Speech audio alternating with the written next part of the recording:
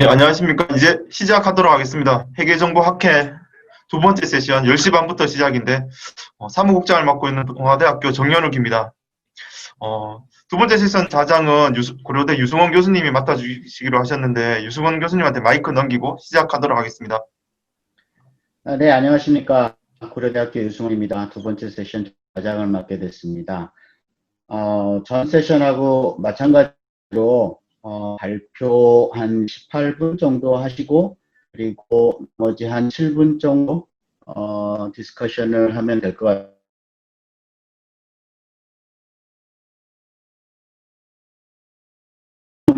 바로 들어가겠습니다. 첫 번째 논문은 우리 정현욱 교수님하고 변선영 교수님께서 준비해 주신 기업의 사회적 책임과 미래이익의 정보 효과라는 제목의 논문입니다.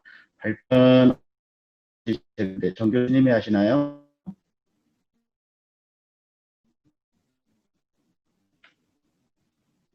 여보세요? 들리시나요?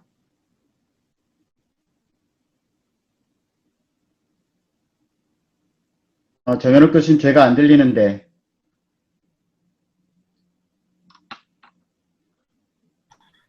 교수님 잘 들리십니까? 네, 저는 잘 들립니다. 잘 들립니다. 네네. 정현욱 교수님이 발표하실 건가요? 좋았어.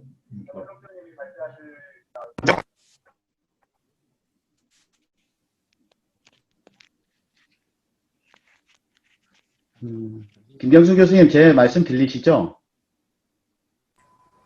네, 들립니다. 예, 정윤욱 교수님 혹시 그 마이크나 스피커 한번 확인해 주시겠어요? 예, 한번 확인해 보겠습니다. 교수님, 제 것만 예, 첫 번째 논문 일단 발표를 시작해야 될 것 같아서요. 아마 정 교수님이 발표하실 것 같은데 파일을 좀 올려서 공유를 해주시기 바랍니다. 예. 네. 자, 그러면 발표 교수님 시작해도 될까요, 교수님? 그럼 발표 시작하도록 하겠습니다. 자, 기업의 사회적 책임과 미래의 주가 관련성을 발표하게 된 정연욱입니다. 본 논문은 저희 학교에 국제무역학과 교수님도 계신데 국제무역학도 CSR과 관련된 주제와 관련해서 논문을 쓰시더라고요. 그래서 변선영 교수라고 국제무역학과 교수님과 같이 작업을 하고 있는 논문입니다. 논리는 간단한데 잠깐 설명드리도록 하겠습니다. 연구 주제는 주가에는 현재 이익도 포함되어 있고 미래 이익도 포함되었다고 하고 있습니다. 그렇다면 CSR이 미래 이익의 주가 관련성에 영향을 미치는지를 한번 분석하는 데 목적이 있습니다. 먼저 CSR과 관련된 선행 연구는 CSR 관련된 선행 연구가 많이 진행이 되어서 찬성론도 있고 반대론도 있다고 말을 하고 있는데, 먼저 찬성론 CSR 활동과 관련해서 찬성론과 관련된 연구에서는 CSR 활동은 기회 혁신, 경쟁 우위의 원천이 된다라고 원천이 된다는 가정하에서 CSR 활동이 높은 기업일수록 재무적 성과도 좋고 이익 지속성도 좋고 이익 조정 수준과 정보 비칭, 자본 비용은 낮다라고 설명하고 있습니다. 그래서 CSR 활동을 많이 투자한 기업일수록 기업 가치는 증가한다라고 선행연구에서는 보고하고 있습니다. 여기서 제가 주안점 두고 싶은 것은 CSR 활동이 높은 기업일수록 회계이익의 질이 높을 수 있다는 것을 말씀드리고 싶습니다. 찬성론과 관련된 연구에서는. CSR 활동과 관련해서 반대론적 입장을 가지는 선행연구에서는 CSR 활동에 대한 과도한 지출은 높은 기회비용을 발생한다는 가정을 전제로 CSR 활동이 높은 기업일수록 부채 비율도 높고 부채 비율은 높지만 부채 비율은 높고 회계의 질과 외국인 투자 비율은 낮다라고 설명을 하고 있습니다. 여기서 찬성론과 마찬가지로 CSR 활동이 높은 기업일수록 회계의 질이 낮다라고 여기서는 말을 하고 있습니다. 이러한 선행 연구를 정리해보면 CSR 활동이 회계의 질에 미치는 영향은 혼재된 상반된 연구 결과가 존재하고 있습니다. 자, 두 번째로 미래이익과 관련된 미래이익 반응과 개수와 관련된 선행 연구에서는 특화 자연인의 연구 모형을 근거로 실증 분석을 하고 있는데, 실증 분석 결과에 따르면 회계의 질이 높은 기업일수록 미래이익 반응 개수는 높고 수익 비용 대응 수준이 높은 기업 역시 미래이익 반응 개선 높다라고 하고 있습니다. 그리고 부채 특징 그리고 정보 비대칭 수준 역시 미래이익 반응 개선에 영향을 미친다라고 설명하고 있습니다.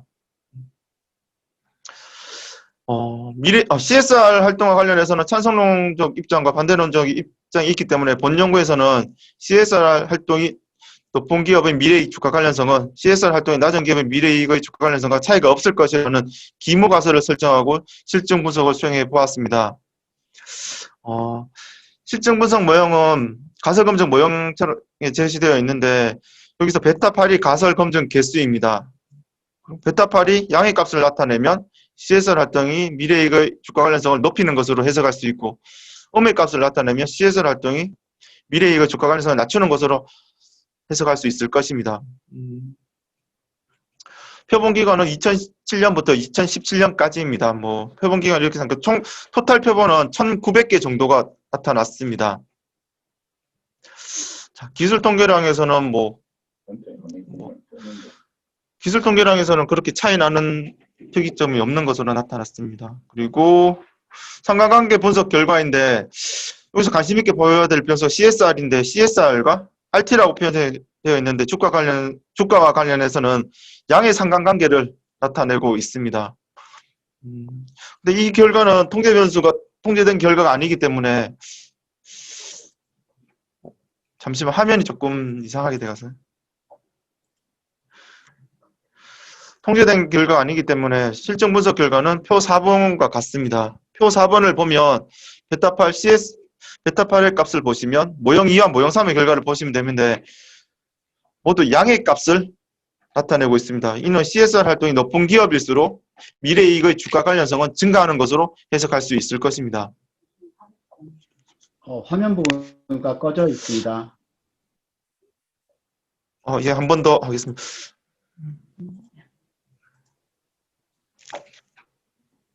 이제 괜찮으십니까? 네, 보입니다. 다시 그러면 테이블 3은 상관관계 분석이고 테이블 4가 메인 분석 결과인데 테이블 4가 메인 분석 결과인데 모형 1은 그냥 특화 자료를 재검증한 분석 결과이고 모형 2와 모형 3이 가설 분석 결과인데 분석 결과를 살펴보면 회색으로 음영에 들어가 있는데 모두 양의 값을 나타내고 있습니다. 이는 CSR 활동이 높은 기업일수록 미래이익의 주가 관련성이 증가하는 것으로 해석할 수 있을 것입니다. 테이블 5는 통제 변수를 포함한 결과인데 모형 1, 모형 2, 모형 3, 모형 4는 통제 변수를 하나씩 추가한 결과이고 모형 5는 통제 변수를 모두 포함한 결과입니다.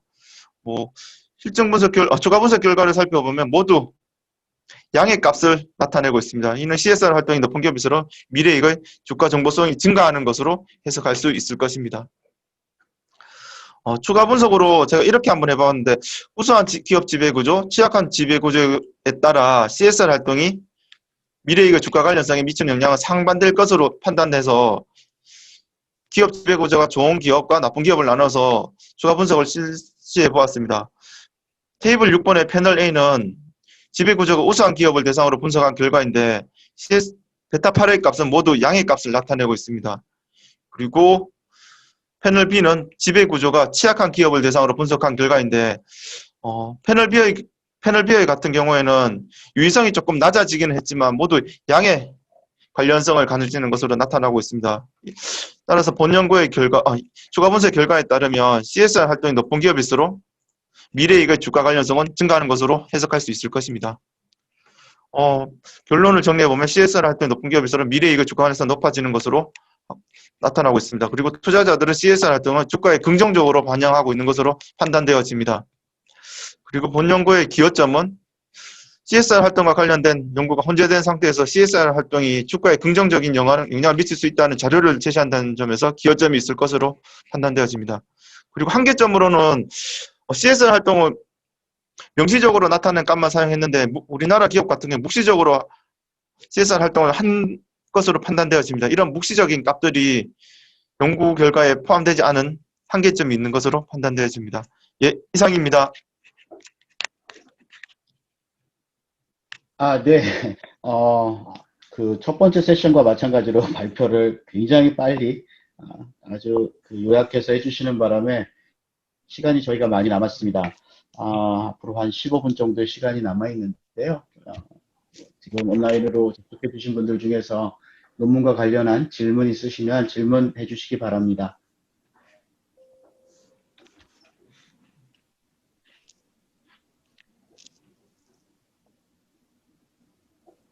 질문이 없으신가요? 예, 거기 김광일인데요. 예, 김 교수님. 예, 재미있는 얘기 들었는데, 거기 지금 묵시적인 CSR 지수, 명시적인 CSR 지수 말로 하셨는데, 그거, 차이가 예. 뭐죠? CSR 지수 저는 그냥 평균 나타내는 값들을 사용했는데 측정하는 지수를 살펴보니까 기업 지배구조 변수도 포함이 되더라고요. 근데 기업 지배구조 변수를 측정하는 데 있어서 살펴보니까 지분율 괴리도랑 법정 사회 이사가 충족하는지 안 하는지를 나타내고 있더라고요. 근데 기업 지배구조는 크기 때문에 명시적으로 나타나는 CS 값은 제가 언급했던 두 가지만 포함을 하고 있는데 여러 가지로 측정할 수 있는데 이런 값들이 반영되지 않은 게 조금 한계점으로 저는 판단되었습니다. 다른 것도 기업의 사회적 활동이 측정할 수 있는 것만 반영되어 있기 때문에 측정할 수 없는 것들이 있을 것으로 판단되어집니다. 그러한 것들이 본 연구의 결과에 포함되지 않은 게 한계점으로 판단되어집니다. 예, 이상입니다, 교수님.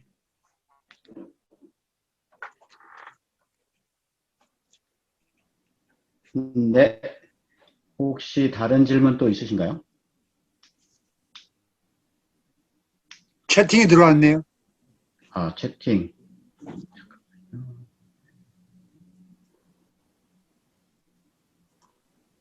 채팅창에서 지금 질문 제가 그냥 말씀드리겠습니다. CSR은 어떻게 측정하나요? CSR에는 지배구조도 포함되는데 CSR이 높다면 지배구조도 좋은 기업 아닌가요? 뭐 이런 식으로 질문을 보내주셨습니다. 예. CSR 활동은 한정수 예, 교수님. CSR 활동은 KG 지수를 사용했고 CSR 활동이 높은 기업일수록 명목적으로 판단하기엔 지배구조가 좋다고 판단할 수 있지만 아까도 말씀드렸다시피 CSR 측정하는데 지배구조 변수는 두 가지밖에 사용을 안 했더라고요. 그리고 점수 지수를 살펴보면 지분율 괴리도와 관련해서는 3점이고 사회이사 있는지 없는지와 관련해서는 1점으로 되어 있더라고요. 총 제가 알기로는 100점 만점으로 알고 있는데 1점과 3점밖에 포함이 안 되어 있고 나머지 지배구조와 관련된 점수들이 포함이 안 되어 있기 때문에 CSR이 높은 기업에서 지배구조가 좋다라고 말하기에는 조금 이상할 수도 있을 것 같습니다.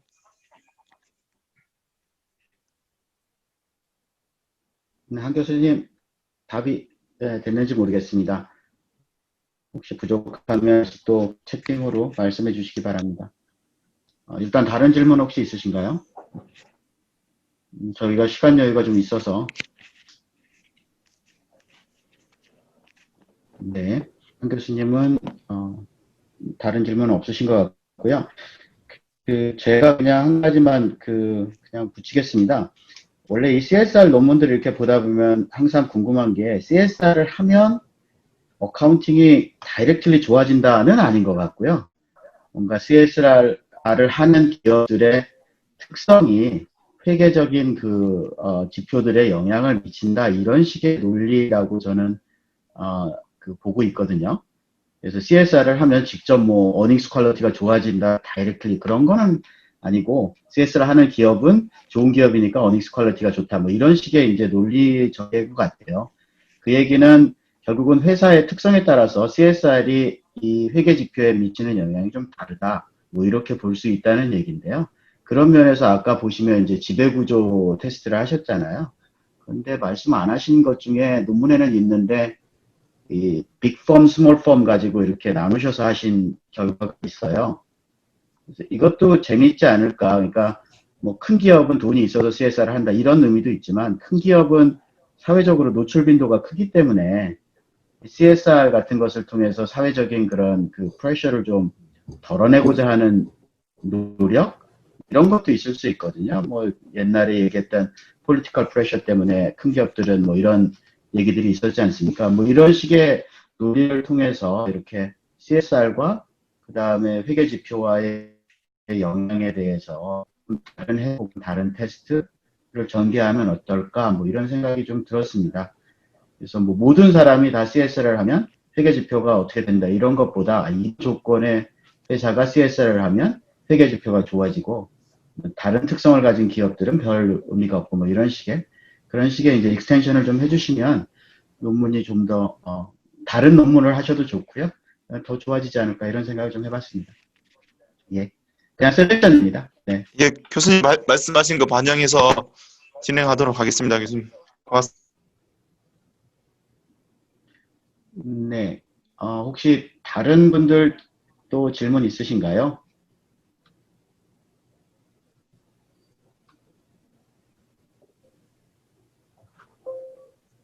일단 다른 분들 질문이 없으시면 조금 시간이 빠르긴 합니다만 다음 그 페이퍼로 넘어갈까 합니다. 혹시 다른 질문 없으신가요? 교수님, 네네. 교수님 잠깐 진행반은 잠깐만 말씀드릴게요. 네네. 두 번째 발표하실 분이 지금 오디오가 잘 안 된다고 합니다, 교수님. 아, 그러세요? 그러면 그래서 가능하시다면 김 교수님이 두 번째로 발표를 해주시면 지금 방법을 찾는다라고 하니까 두 번째 발표하실 분이 네. 김 교수님 가능하시면 두 번째로 해주시면 순서를 좀 그렇게 바꿨으면 어떨지. 네, 괜찮습니다. 두 번째와 세 번째를 좀 바꾸겠습니다. 그러면 세 번째로 원래 되어 있었던 조선대 김경순 교수님하고요. 강유정 박사과정의 논문을 두 번째로 먼저 하겠습니다. 발표는 그러면 강유정 박사과정이 하게 되나요? 아니면 조선대 김경선이 합니다. 네, 김경순 교수님께서 그러면 그냥 발표해 주시는 걸로 알겠습니다. 준비되셨으면 그 세 번째 논문인 상장 폐지 직전 이익 조정에 관해서 IFRS와 K갭 채택기간 간의 시계열 비교에 관한 논문을 먼저 보도록 하겠습니다. 네, 김경순 교수님 그럼 부탁드리겠습니다. 네, 안녕하십니까. 조선대학교 김경순입니다. 이 논문은 죄송합니다.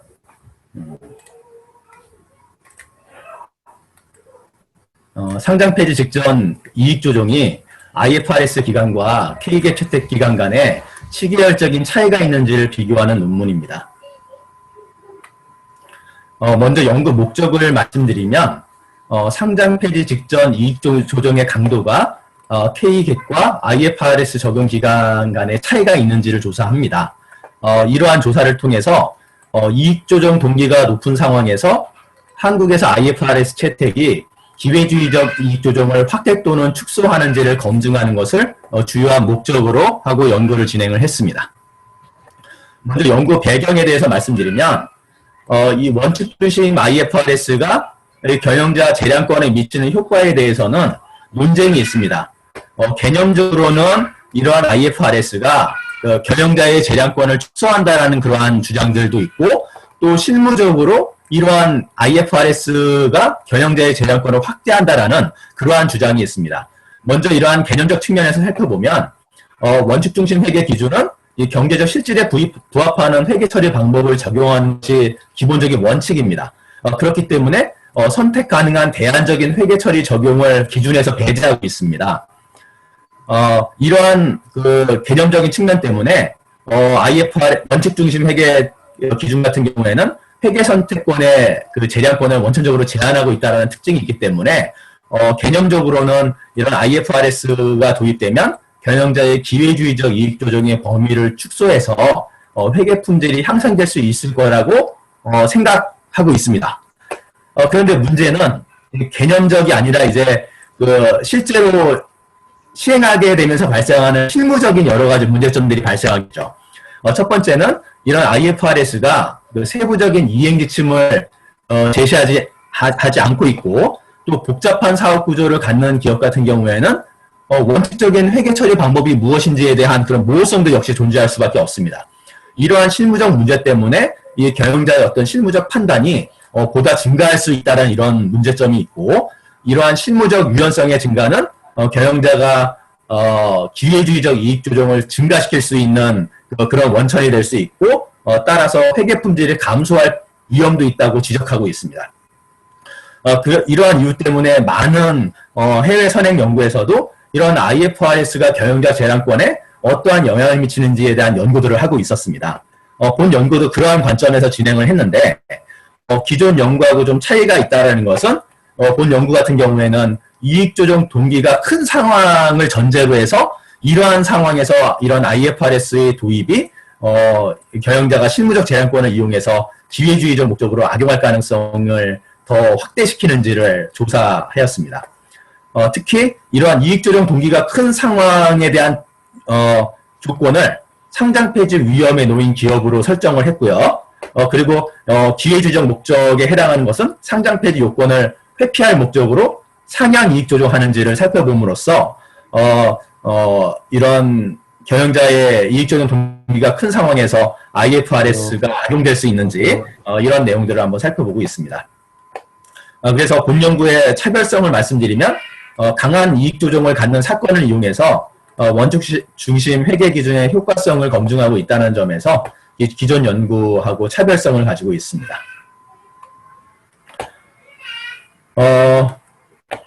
일반적으로 그 상장 폐지 기업은 상장 폐지에 가까워질수록 영업성과가 지속적으로 하락하는 것이 일반적입니다. 그렇기 때문에 그 상장 폐지가 되겠죠. 근데 이런 영업성과의 지속적인 하락은 당기순이익과 영업활동 현금 흐름을 모두 감소시키게 됩니다. 이런 경우에는 발생액도 자동적으로 감소하게 되겠죠. 만약에 다른 기업들이 큰 변화가 없는데 상장 폐지 기업만의 발생액이 감소한다면 횡단면적으로 측정한 비정상 발생액도 역시 상장 폐지 기업은 감소하는 그런 추세를 갖는 것이 당연한 결과로 나타나게 될 겁니다. 그래서 본 연구 같은 경우에는 상장 폐지 이전 5년 동안에 그 비정상 발생액의 감소 추세가 존재한다면 낮은 이익 조정을 했다라고 보고 그러나 이러한 그 시기열적 추세가 비정상 발생액의 감소 추세가 발생하지 않는다면 상장 폐지 직전에 높은 이익 조정을 했다라고 보고 있습니다. 그래서 저희는 이익 조정이 없다라고 한다면 상장 폐지 이전 5년 동안에 비정상 발생액은 상장 폐지에 가까워질수록 이렇게 점점 감소하는 그러한 행태들을 볼 거라고 생각하고 있고요. 만약에 비정상 발생액이 이렇게 점점 감소하다가 상장 폐지 직전에 비정상 발생액이 크게 이렇게 발생한다라고 한다면 이것은 좀 정상적인 현상이 아니다라고 보고 경영자의 어떤 그 기회주의적 상향 이익 조정이 존재한다라고 추정을 하고 있습니다. 이러한 개념하에서 본 연구는 두 가지 검증 방법을 설정하고 있는데요. 첫 번째는 마이너스 5년부터 마이너스 1년까지 비정상 발생액의 시계열 감소 추세가 K갭과 IFRS 기간 간의 차이가 있는지를 한번 비교하고자 합니다. 즉 5년 동안의 시계열 감소 추세 비교인 거죠. 두 기간 간에.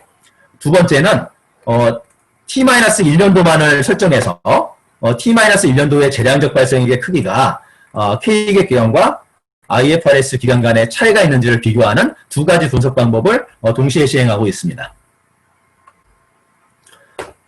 첫 번째 가설은 상장 폐지 이전 5년 동안에 비정상 발생액의 시계열 감소 추세가 두 기간 간의 차이가 있을 것이다라는 연구 가설을 설정했습니다. 기본적으로 상장 폐지에 가까워질수록 비정상 발생액은 더 크게 나타나는 것이 정상적이다라고 보고 그렇지 않다면 비정상적이기 때문에 상향 이익 조정을 의심한다라고 보고 있습니다. 이러한 개념들을 검증하기 위해서 두 가지 모형을 설정했는데요. 첫 번째 모델 1번 같은 경우에는 종속 변수를 총 발생액으로 설정해 놓고요. 그리고 상장 폐지 이전 5년 동안의 기간을 구분하는 더미 변수들을 설정을 했습니다. 그리고 통제 변수로서 총 발생액에 영향을 미치는 결정 요인들을 통제 변수로 집어넣습니다. 그래서 고타리 모형에 따른 통제 변수들을 집어넣습니다. 이러한 통제 변수들을 집어넣고 기간 간의 비교를 하기 때문에 이 기간 간의 회귀계수 값들은 비정상 발생액의 차이를 비교하는 결과가 될 것이고요. 그리고 또 기업의 특성들을 통제하기 위해서 다양한 기업 특성 변수들을 바스에로의 모델에 기초해서 집어넣고요. 그리고 또 본 연구는 시계열 비교이기 때문에 거시경제적 효과에 따라서 크게 영향을 받을 수가 있습니다. 그래서 이러한 부분들을 좀 부분적으로 완화시키기 위해서 거시경제 변수들을 또 추가적으로 통제하고 패널 회귀 분석을 실시했습니다. 그럼 모델 1의 특징은 상장 폐지 기업의 마이너스 5년부터 마이너스 1년까지의 자료만을 이용해서 패널 회귀 분석을 실시한 것이고요. 그래서 표본수는 상장 폐지 표본의 곱하기 5가 됩니다. 그리고 설명 변수는 이 더미 변수들인데 상장 폐지 마이너스 5년부터 1년까지의 기간 부분 더미 변수를 의미를 합니다. 그리고 또 아까도 말씀드린 바와 같이 발생의 결정 요인을 통제했기 때문에 이러한 기간 더미 변수의 회귀 개수는 비정상 발생액의 연도별 차이를 비교하는 특징을 가지고 있습니다. 그래서 모델 1의 결과에 따라서 특히 이 베타4를 보면 베타4가 바로 상장 폐지 직전 연도죠. 직전 연도의 값이 0 또는 그 양의 회귀 개수 값을 갖게 된다라고 한다면 다른 기간보다 더 높은 값을 갖게 되는 것 아니겠습니까? 그렇기 때문에 상향 이익 조정이 의심되고요. 그렇지 않다면 베타4가 유의한 음의 값을 갖는다. 즉 다른 기간보다 더 작은 값을 갖는다라고 한다면 정상적으로 비정상 발생이 감소하는 추세들을 가지고 있는 거기 때문에 상향 이익 조정은 크지 않다라고 보고 있습니다. 두 번째 모델은 종속 변수의 재량적 발생액을 사용했습니다. 모델 1하고 모델 2는 조금 차이가 있는데요. 모델 2 같은 경우에는 먼저 전체 상장 기업을 대상으로 고타리 모형에 기초해가지고 상장 기업 전체의 재량적 발생액을 먼저 구합니다. 그 다음에 개별 기업의 재량적 발생액 중에서 상장 폐지 기업에 해당하는 값들만은 다시 재집계해서 패널 회귀 모형을 구축해서 분석한 겁니다. 역시 마찬가지로 이러한 그 베타4의 값이 양인지 음인지에 따라서 상향 이익 조정이 존재하는지 그렇지 않은지를 확인해 보고 있습니다. 두 번째 가설은 상장 폐지 직전 연도의 재량적 발생액만 가지고서 K갭과 IFRS 채택 기간 간의 차이가 있는지를 비교를 했습니다. 그래서 설명 변수는 IFRS 기간 구분 더미 변수이고요. 그래서 IFRS 적용 기간이면 1이고 K갭 기간이면 0인 더미 변수입니다. 그리고 종속 변수는 재량적 발생액을 사용을 했습니다.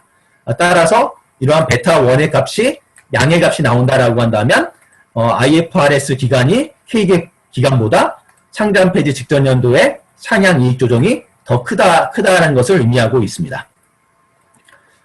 가설 2 같은 경우에는 이 모델을 전체 상장 폐지 표본 460개를 대상으로 분석도 했고 또 상장 폐지 사유들 중에서 자발적 상장 폐지하고 실질 심사를 통한 상장 폐지 표본을 제외한 재무적 공경에 의한 상장 폐지 표본 288개를 대상으로 한 분석을 또 추가적으로 실시했습니다. 본 연구의 표본 선정 및 표본 분포를 말씀드리면 먼저 본 연구는 2003년도부터 2019년도까지 상장 폐지된 기업들을 대상으로 선정을 했고요. 그래서 총 상장 폐지 사유를 분석해보면 8가지 상장 폐지 사유가 있습니다. 이러한 8가지 상장 폐지 사유를 다시 3가지로 구별했습니다. 하나는 기업 스스로 자발적으로 상장 폐지한 기업도 있고 또는 실질 심사에 의해서 상장 폐지된 기업이 있습니다. 그리고 또 이러한 형식적 요건들을 만족하지 못해가지고 상장 폐지한 기업들이 있습니다. 크게 이렇게 3가지 유형으로 구별해 보고요. 그리고 특히 이러한 재무적 공경에 의해서 상장 폐지된 기업에서 이러한 IFRS의 그 재량권을 이용한 기회주적 형태가 더 큰지를 또 추가적으로 살펴봤습니다. 먼저 시계열 비교를 하기 위해서는 IFRS 채택기간과 K갭 채택기간을 구별을 해줘야 됩니다. 근데 문제는 이 한국에서 이러한 시계열 비교를 하는 데 있어서 문제점은 뭐냐면 한국에서 IFRS는 2011년도에 채택이 되었지만 그 직전에 2008년도에 글로벌 금융위기가 터져가지고 시계열적 안정성이 좀 떨어지는 문제들이 생길 수가 있습니다. 그래서 이런 문제들을 좀 고려해서 IFRS 도입 전후 기간을 대상으로 K갭 기간과 IFRS 기간을 구별해서 비교한 분석 결과도 제공하고 있고요. 또 하나는 이러한 자본 발생 기간을 배제를 했습니다. 그래서 2009년, 10년, 8년, 9년, 10년에 해당되는 그러한 기간들을 배제한 그러한 기간들을 대상으로 또 K갭 기간과 IFRS 기간을 구별해서 비교를 했습니다.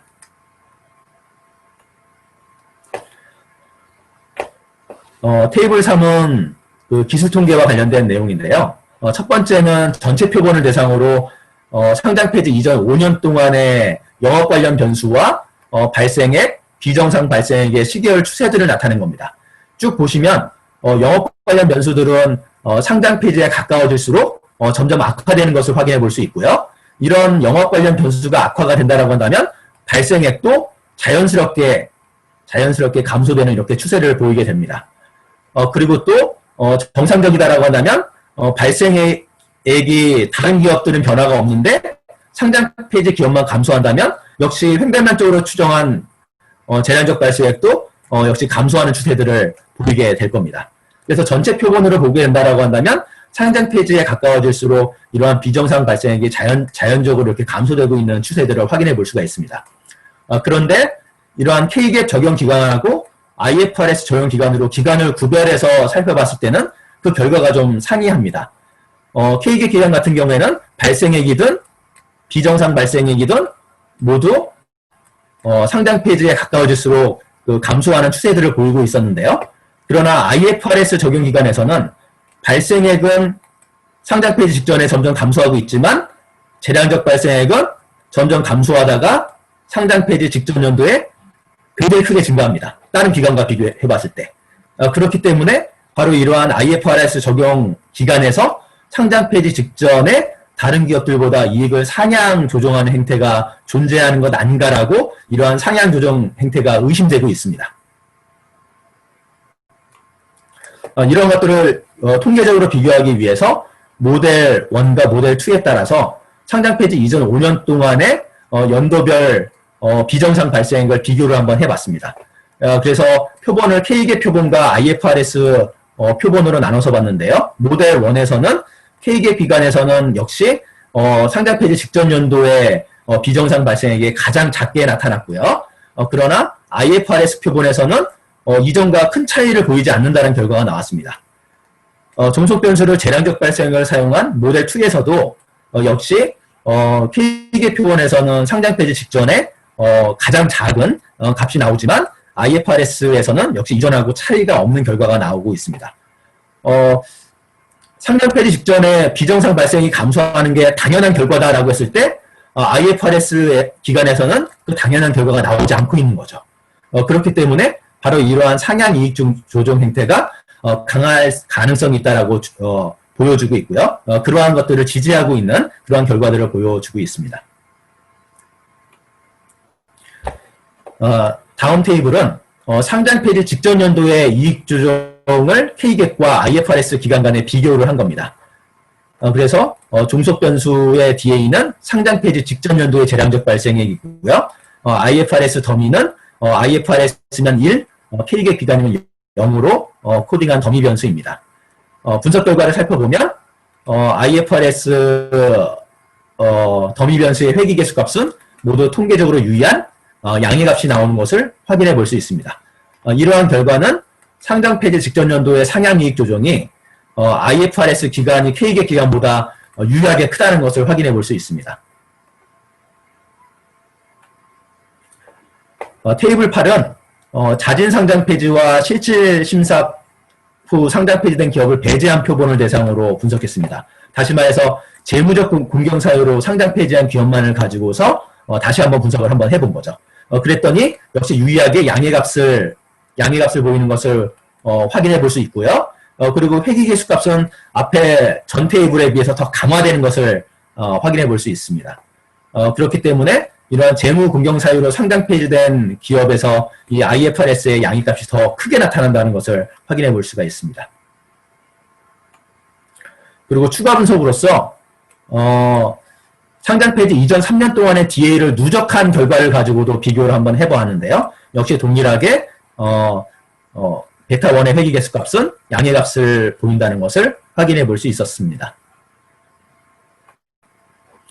본 연구의 결론을 말씀드리면 먼저 연구 결과는 K갭 기간은 상장 폐지에 근접할수록 더 큰 음의 비정상 발생이 관측되었습니다. 즉 당연한 결과가 나왔다라고 봐야 되는 거고요. IFRS 기간에서는 상장 페이지에 근접할수록 비정상 발생에 유의한 감소를 확인하지 못했습니다. 그래서 이러한 결과들은 IFRS 기간에서 재량적 발생이 유의하게 증가한다는 것을 확인해 볼 수 있고요. 다시 말해서 IFRS 기간에서 이 상장 폐지를 회피하기 위한 이러한 기회주의적 이익 조정 행태가 희귀의 기간보다 더 증가하였음을 보여주고 있습니다. 본 연구의 시사점은 이익 조정 요인이 증가하는 상황에서 경영자가 원칙 중심 IFRS 도입으로 얻게 된 실무적 재량권을 기회주의적 목적으로 악용할 위험성이 존재하고 있다는 것을 보여주고 있습니다. 이상 발표를 마치도록 하겠습니다. 네, 김경수 교수님 발표 감사합니다. 잘 들었습니다. 정확하게 18분을 동안에 내용을 아주 잘 요약해서 발표해 주셨습니다. 제가 그 K100하고 IFRS 간의 무슨 영향을 다루는 논문들을 굉장히 흥미롭게 보고 있었는데요. 굉장히 재밌는 주제를 잡으셔서 재량적 회계 처리를 경영자들이 상장 폐지 때 어떻게 하느냐를 통해서 둘 간의 그 영향을 아주 잘 보여주신 논문인 거는 같습니다. 혹시 그 다른 분들, 지금 온라인으로 들어와 계신 분들 질문이 좀 있으시면 질문을 먼저 받도록 하겠습니다. 질문 부탁드립니다.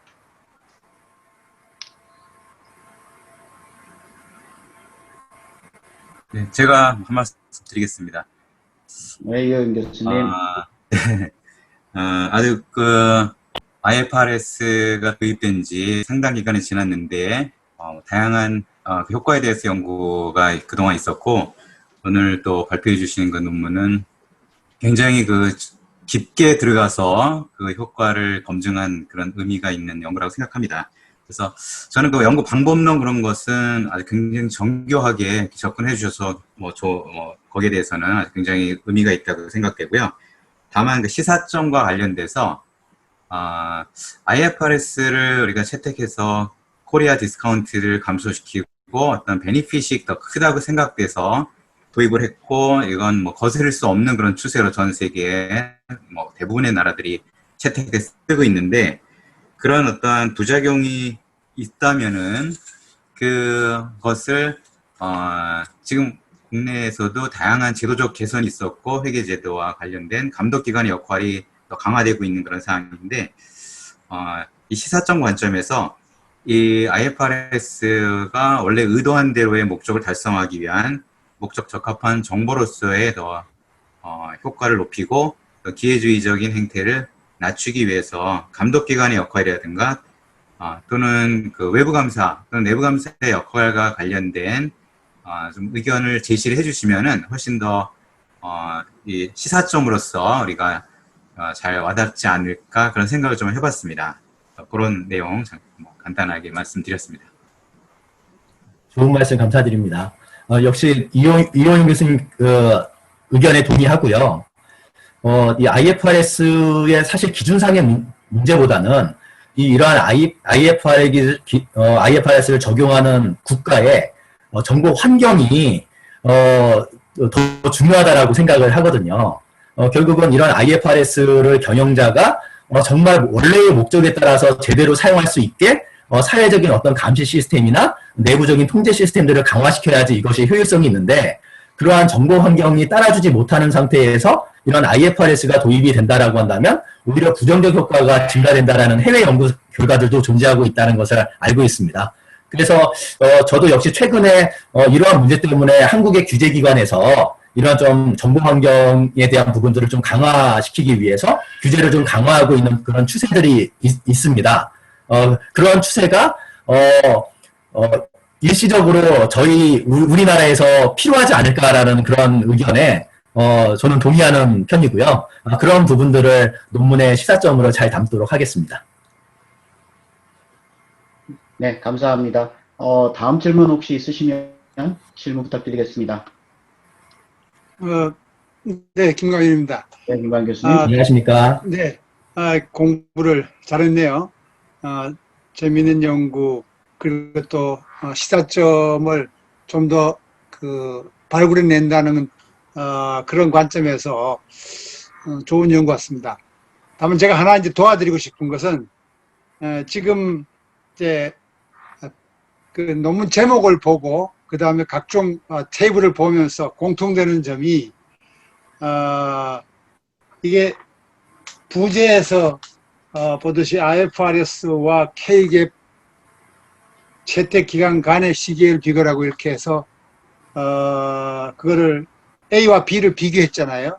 네. 이럴 때 옛날에 내가 편집위원장을 여러 번 해본 경험에서 이렇게 하면 이거는 우리 문장을 잘 못 쓴 거예요. A 기간과 B 기간 이렇게 얘기를 해야지 IFRS 기간과 K갭 기간 요 기간을 표시해줘야 그래야 이게 기간 대 기간으로서의 얘기가 우리말 사용에 있어서 그 명확하게 되지 않느냐 그런 면에서 우리 김경순 교수님이 이 박사과정 학생 지도하시면서 그 좀 알려주시면 좋을 것 같습니다. 네, 감사합니다. 좀 더 많이 생각해서 표현도 정교하게 한번 다듬어 보도록 하겠습니다. 네, 김광 교수님, 예, 코멘트 감사드립니다. 다음 질문 혹시 있으신가요? 지금 아직도 시간이 그렇게 부족하지 않은 시간이라 제가 그냥 한 가지만 좀 여쭤보겠습니다.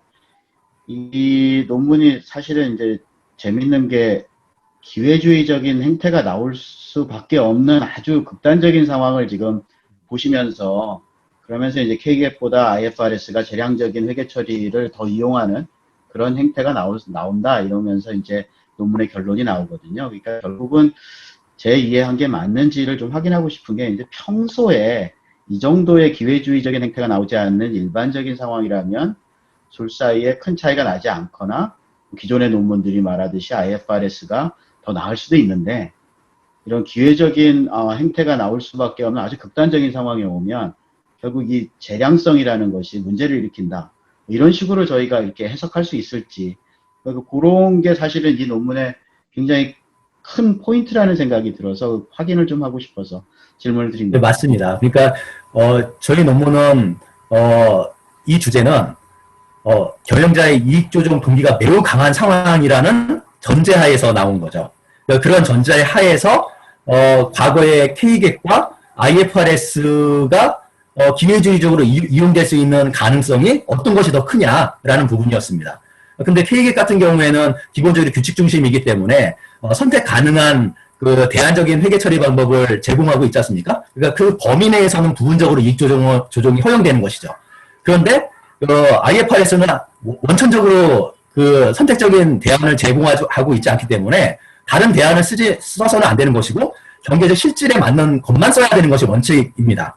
근데 문제는 이것에 대한 이행기침이나 또 원칙의 모호성들이 존재하고 있기 때문에 굉장히 좀 이것에 대한 판단하기가 어려운 부분들이 있기 때문에 경영자의 판단이 개입될 수 있고 만약에 이러한 그 이익 조정을 해야 되는 매우 그냥 중대한 그런 상황에서는 경영자가 그러한 어떤 문제점들을 이용해서 굉장히 악의적으로 좀 이용할 수 있는 가능성이 더 크게 나타날 수 있지 않겠느냐라는 것이 이 논문의 기본적인 포인트입니다. 그렇기 때문에 일반적인 모든 평균적인 그런 효과를 분석한 것은 아니고요. 제한된 조건 하에서 더 악용될 수 있는 가능성이 있지 않겠느냐 이런 부분들을 검증한 겁니다. 네네. 이거 결국은 이 논문이 얘기하는 게 이런 이제 극단적인 상황에서는 정책 당국이 좀 더 강력한 어떤 네. 규제 조치 이런 것들이 필요하다. IFRS라고 해서 모든 게 다 좋은 거는 아니다. 이런 식으로 이해를 하면 될 것 같습니다. 네, 감사합니다. 네, 예, 다른 감사합니다. 분들 혹시 네, 질문 있으시면 질문 받도록 하겠습니다. 마지막 질문 하나 정도.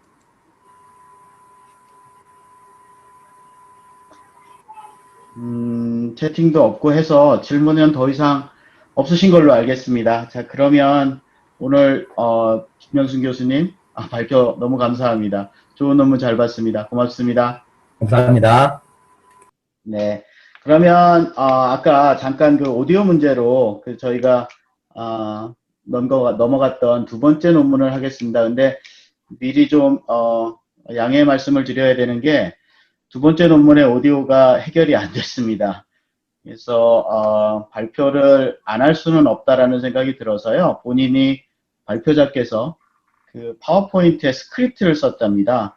그래서 스크립트를 넘기는 걸로 해서 발표를 하시고자 합니다. 그래서 조금 불편하시겠지만 스크립트를 쓰는 걸로 해서 일단은 발표를 보도록 하겠습니다. 역시 쉽지 않네요.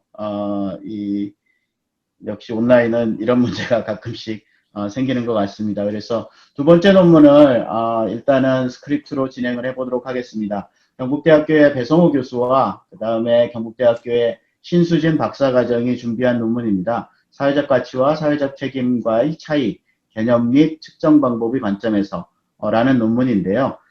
우리 신수진 박사과정이 아마 발표할 걸로 알고 있습니다. 그래서 스크립트를 좀 올려주시고 파워포인트를 올려주시고요. 스크립을 쭉 전개해 주시기 바랍니다. 네, 부탁드리겠습니다. 신수진 박사과정.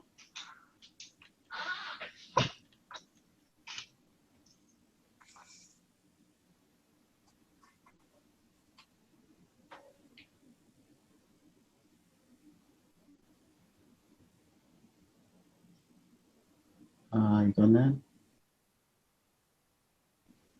지금 파워포인트만 보이고 있는데, 네, 진행해 주시죠.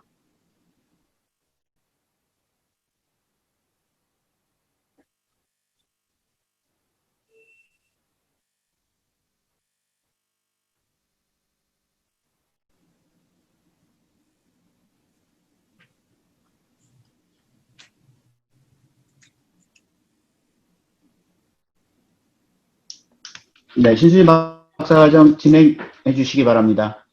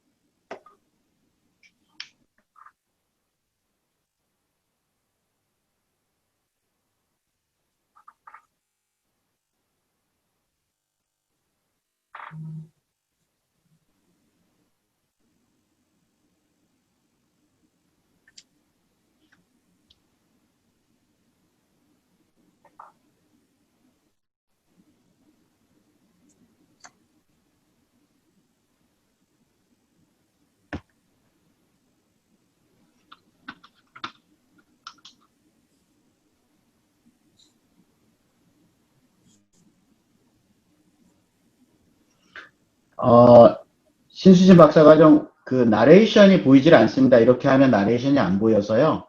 혹시 밑에다 쓰신 나레이션이 있으면 파워포인트 전체, 밑에가 보이질 않아요. 이렇게 해서 보여주셔야 됩니다. 그래야만 나레이션이 보이거든요.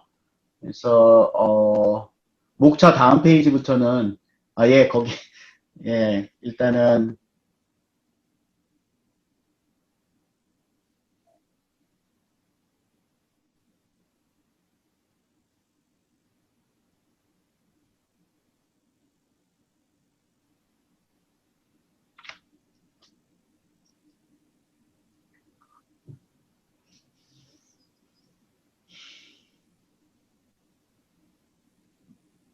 나레이션을 마우스로 좀 하이라이트를 하시면서 쭉 한번 가주세요. 그렇게 하면 조금 나을 것 같습니다. 네.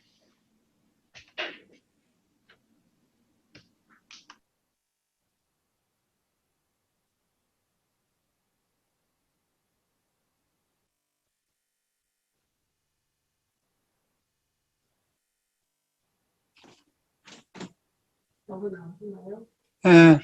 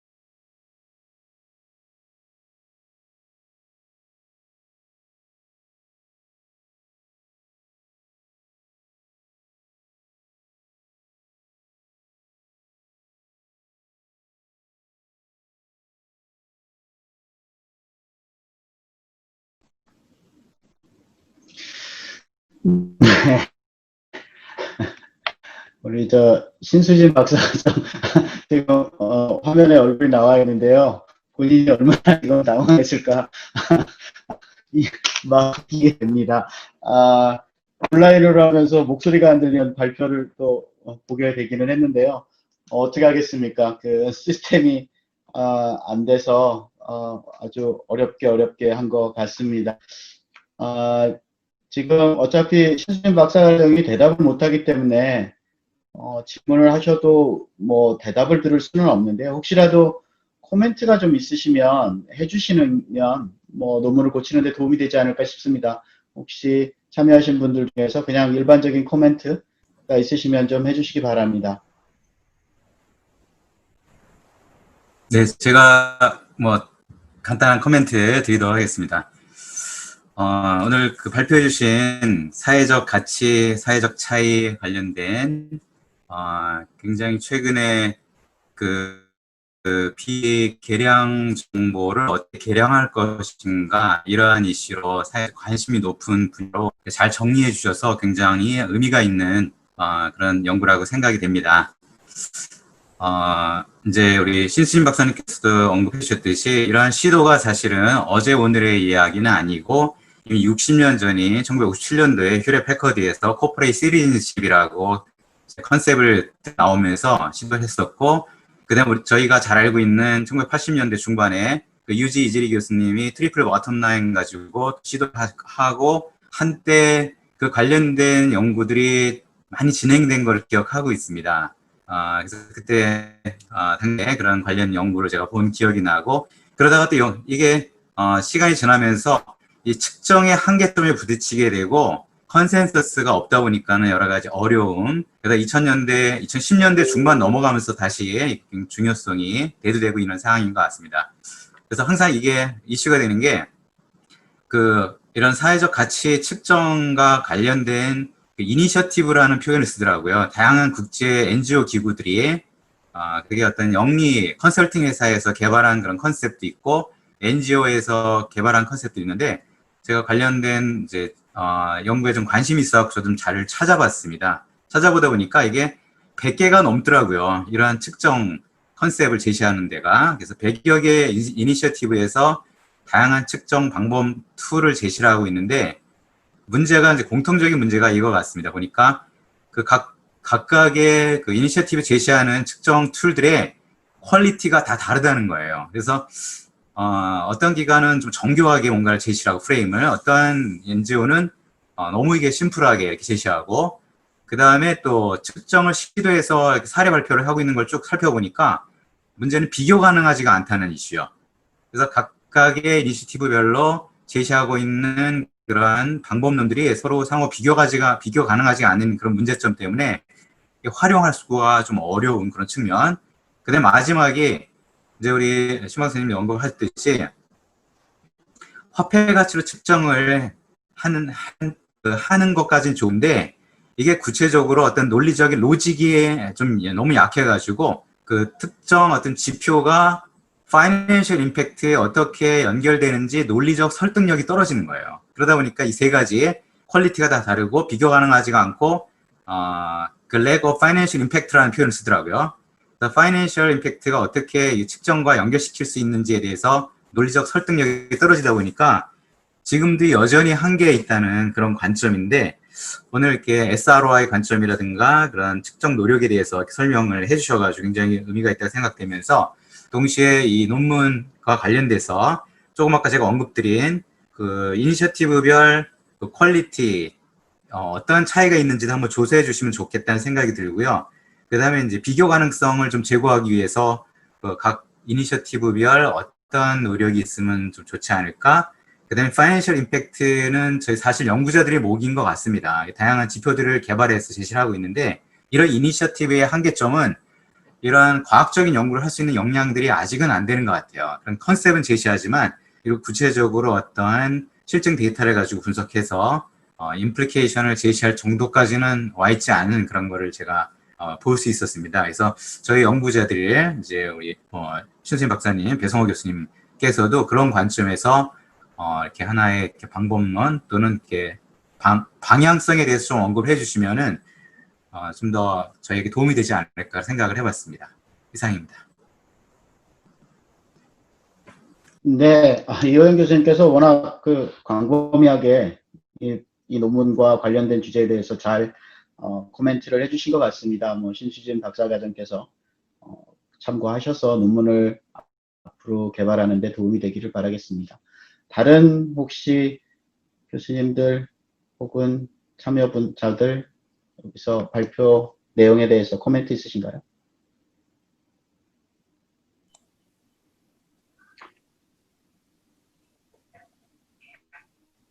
김광훈 교수님 마이크 네. 주셨는데 혹시 코멘트 있으신가요? 네네.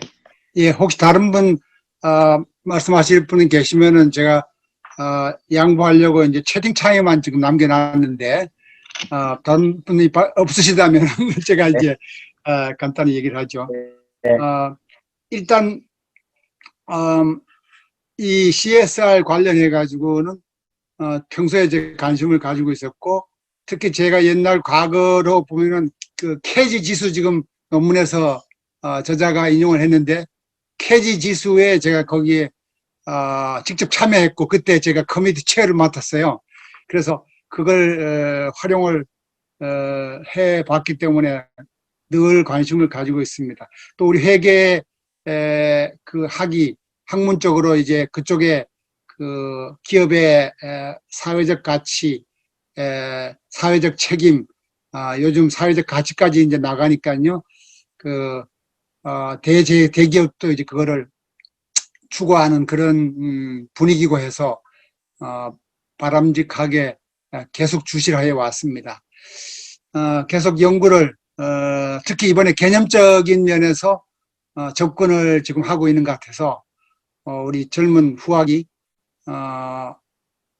열심히 하고 있구나, 좋은 착상을 했다 이렇게 이제 생각을 했습니다. 다만 여기서 한 가지 도와주고 싶은 거는 역시 우리 전문가들의 어법, 이게 그 논문들을 쏟아내고 있는데 그 표현이 보통 사람들이 쓰는 어법하고 달라지면은 의심을 받게 되죠. 이 사람 기본이 옛날에 학교 다닐 때 어떻냐 이런 얘기가 나올 수가 있기 때문에, 그래서 이걸 우리가 A와 B의 차이 비교할 때는 A와 B와의 차이라든지 아니면은 가장 평범한 게 A와 B의 차이, 이렇게 해서 어법을 제대로 써주는 것이 더욱 좋겠다. 그런 면에서 좀 도움을 주고, 절대로 이건 우리 공부하는 후학을 디그레이드 시키거나 또는 다른 의도가 있는 것은 아닙니다. 오케이? 열심히 하세요.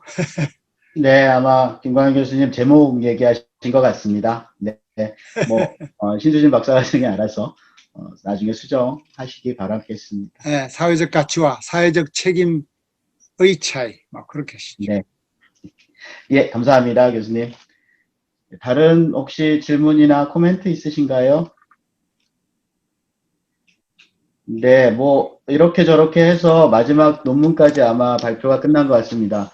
제가 끝나기 전에 한 말씀만 참고로 드리면, 조금 전처럼 이렇게 준비했었던 마이크가 잘못되거나 이런 사태가 벌어지는 경우들이 있을 수 있습니다. 그래서 이런 줌 같은 경우에는 저는 아이디 2개 갖고 있습니다.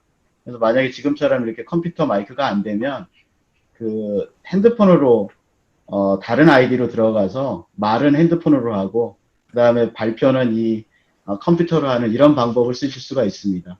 동시 접근이 안 되기 때문에 아이디를 2개 만드셔야 되는데요. 지메일 어카운트 하나 만드셔가지고 줌 어카운트 그냥 무료로 하나 만들어 놓으셨다가 급하면 핸드폰으로 2개로 동시 접속하시면 아마 될 겁니다. 아까 말씀드릴까 하다가 이미 패닉 상태신 것 같아서 말씀 안 드렸습니다. 네. 자, 그러면은 마지막 발표까지 잘 끝난 것 같고요. 이호영 교수님 혹시 말씀하신 한 가지만 이제 원래 오늘 오후에 진행하기로 예정했었던 회계 및 재무 전문가 윤리 과정 다들 준비해 주시고 발표 준비도 다 완벽하게 됐었는데 이제 현장에서 이제 못하게 되는 그 사유로 인해 가지고 오늘 주제 발표해 주시기로 하셨던 한국공인회계사회 관계자분, 그 다음에 한국 그 내부감사협회 관계자분, 그다음 CFA 한국협회 관계자분들께서 이거는 자신 그런 전문 자격증을 유지하기 위해서는 그 윤리교육 1년에 몇 시간 이상 받는 규정이 있다더라고요. 그래서 이번에 그러면은 오늘 오후 세션은 이제 스케줄링을 다시 해가지고 코로나 사태를 봐가면서 10월이나 11월 경에 실제 회원들이 참석할 수 있는 그 위치에서 그때 좀 진행을 하면 더 의미가 있지 않을까 제안을 해주셨습니다. 그래서 3개 학기 관련 학계 회장님들과 상의를 드려서 부득이하게 오늘 오후 세션은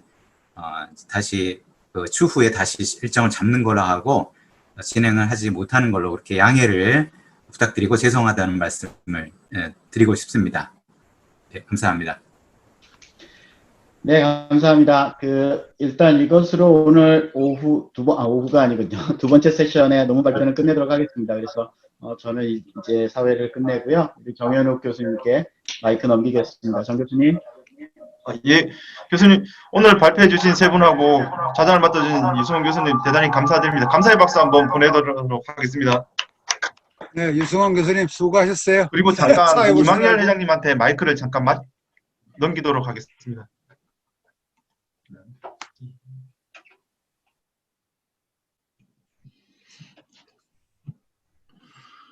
오늘 그 웹비나로 처음 그 학회를 해봤는데, 좀 여러 가지 이제 우리가 예상 못했던 문제가 생겼지만, 그래도 결과적으로 두 세션을 그 완성적으로 마무리를 잘 했습니다. 1세션과 2세션에 자장을 맡은 조용인 교수님과 유성은 교수님한테 감사드립니다. 그리고 11월 7일 날 우리 주계 학술 대회가 부영대에서 개최될 예정이오니 코로나 극심하게 발생하지 않으면은 오프라인에서 개최할 겁니다. 그래서 그때 많이 참석해 주시면 감사하겠습니다. 오늘 와주신 이효인 교수님과 김강윤 교수님, 그 다음에 고정근 교수님, 등 여러 교수님이 참여하셨는데, 뒤에나마 참여해 주셔서 감사드립니다. 그래서, 오늘 학회가, 웹비나로 잘 이루어져서 너무 감사드립니다. 감사합니다. 네, 그럼 이상으로서 두 번째 세션 회계정 밖의 세션을 마치도록 하겠습니다. 수고하셨습니다. 예, 고생하셨습니다. 감사합니다. 감사합니다. 모두 나가시면 하도록 하겠습니다.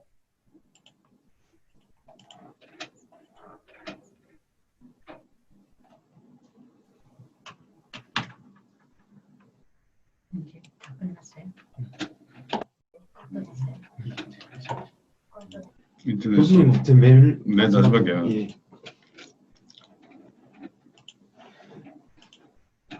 고생했어. 수고하셨습니다. 이러고 이제 끝까지로. 예.